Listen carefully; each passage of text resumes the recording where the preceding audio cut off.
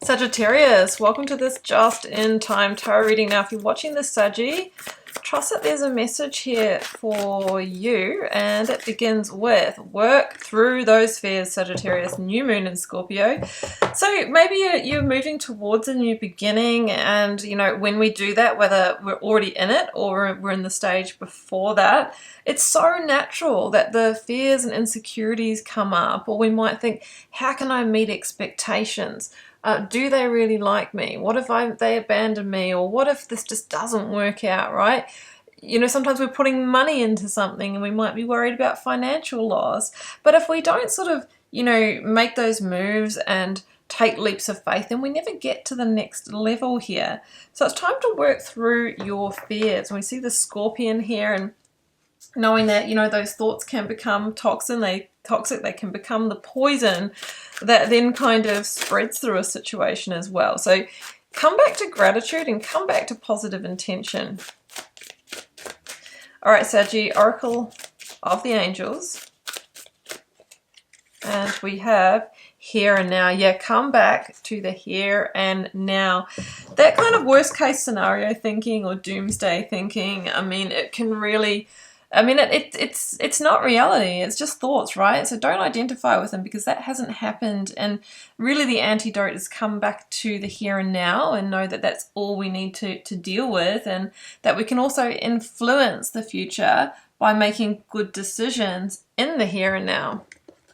Let's go to the full tarot deck. Now, Saggy, this is my first ever round tarot and I am in love. It's the Accurate AF Tarot.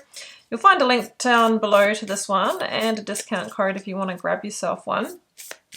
It's totally on vibe for my channel. You'll see why, because I'm an ex-designer and I love interesting graphics. So this one is cool. Right, I'm starting with the Four of Cups. Contemplation, reevaluation. I think that this is where a lot of you are right now, Sag. And this is a situation where you kind of, look, you've fallen out of love with it. Right? Could be your job, could be your relationship, place you live in, something you're involved with, a group, hobby. And really, this is, you know, happening for a reason, because it's trying to re-engage you with your joy, your Three of Cups, your growth again. But we're going to have to make a move to get to that. So the Four of Cups is kind of like a disengagement energy where we're sort of bored or complacent, or we've kind of checked out in a situation, right? And, you know, that's no way to live. So it's like we have to work through our fears. And sometimes we decide, well, I'll stay where I am because that's easier than change. Or, you know, we don't want to step into the unknown because that's, you know, that's scary as well. And like I said, there can be fear of loss also. But without that bravery, like I said, we don't get to the juicy part of life. So I think that it is time for reevaluation and contemplation. But we've got to back it up with some action as well. Yeah, Ten of Wands. So this is a real energy of the situation that you're in. It's kind of become a lot to carry, a bit of a weight on your shoulders. Maybe, you know, you've had a lot too much responsibility or stress in a situation that's just been weighing on you, or you've gone through like a really hard period here. So the Ten of Wands is an energy where if we continue to carry it, it can have other impacts on our energy, our health, our mental health. And maybe your response to that has been Four of Cups. Well, I'll just kind of check out a little bit or comfortably numb myself so that I can keep going on autopilot here. But yeah, as I mentioned, that's not a great strategy if we want to live our best life. So we need to come back to the here and now, contemplate and think about a different move. King of Cups. So that's our second hit of Scorpio coming through. So you might be dealing with a Scorpio, but do you know what card, Saggy, the Scorpionic energy is? Pop quiz. Well, it's actually the Death card.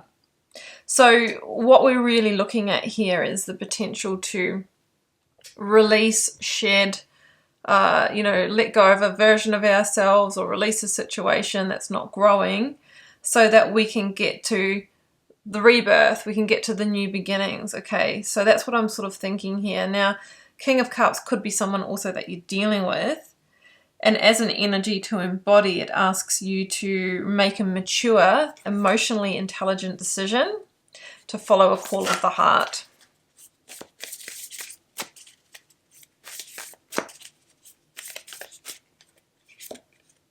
Queen of Wands.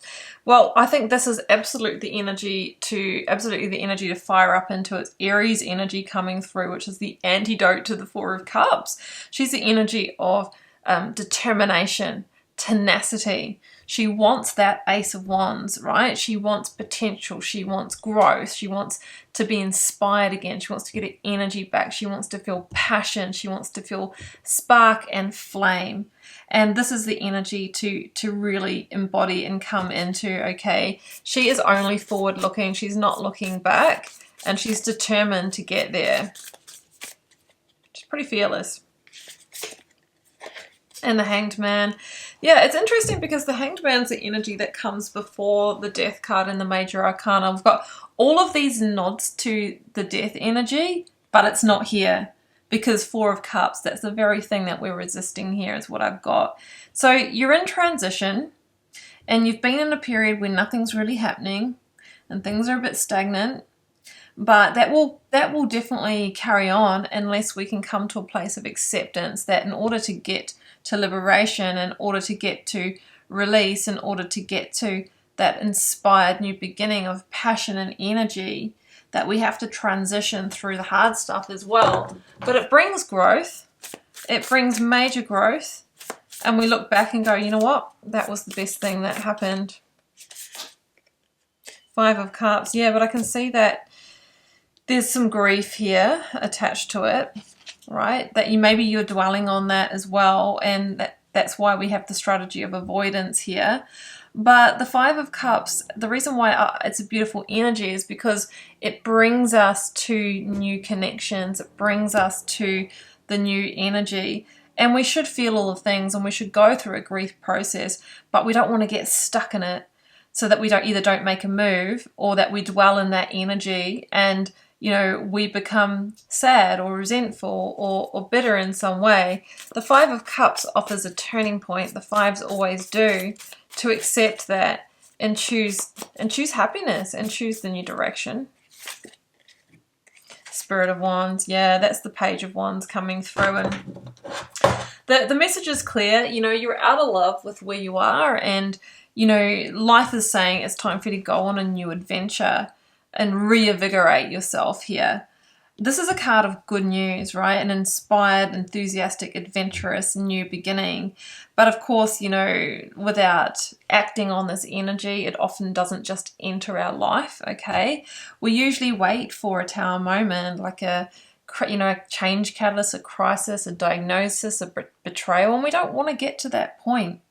So really what we need to do is step into that energy of fiery action and really move through the Hanged Man energy, the dwelling and the inactivity, and work through our fears in the here and now and initiate the change, and know that, with every situation we clear from our life that isn't giving us growth, we make the space for new doors to open. And hey, maybe a new door is already opening for you, and if so, this is your confirmation to step through it.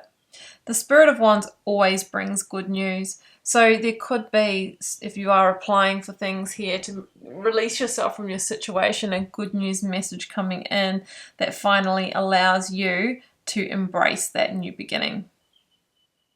So that's what I have for you, Scorpio. Not Scorpio, my goodness, I'm totally just getting distracted with the Scorpio energy. Apologies, Sagittarius.